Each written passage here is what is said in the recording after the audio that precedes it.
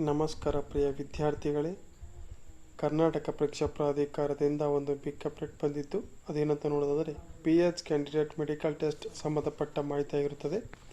So last time PH ಕ್ಯಾಂಡಿಡೇಟ್ಗಳಿಗೆ ಒಂದು ಬ್ರೌಸರ್ನಲ್ಲಿ application ಹಾಕೋ ಟೈಮಲ್ಲಿ ಒಂದು ಹೇಳಲಾಗಿತ್ತು, ದಿನಾಂಕ 25/4/2024 ಮತ್ತು 26/4/2024ರಂದು UG CET ಮತ್ತು UG NEET PH ಕ್ಯಾಂಡಿಡೇಟ್ಗೆ ಒಂದು ಮೆಡಿಕಲ್ ಟೆಸ್ಟ್ ನಡೆಸಲಾಗುತ್ತೆ ಅಂತ ಹೇಳಲಾಗಿತ್ತು. ಸೊ ಇವತ್ತು ಬಂದಂಥ ಮಾಹಿತಿ ಪ್ರಕಾರ ನೋಡೋದಾದರೆ ಮುಂಬರುವಂಥ ಲೋಕಸಭಾ ಸಾರ್ವತ್ರಿಕ ಚುನಾವಣೆ ಪ್ರಯುಕ್ತ ಈ ಪರೀಕ್ಷೆಯನ್ನು ಮುಂದೂಡಿಸಲಾಗಿತ್ತು. ಸೊ ಅದಕ್ಕೋಸ್ಕರ ಈ ನೋಟಿಫಿಕೇಶನ್ ಜಾರಿ ಮಾಡಿತ್ತು.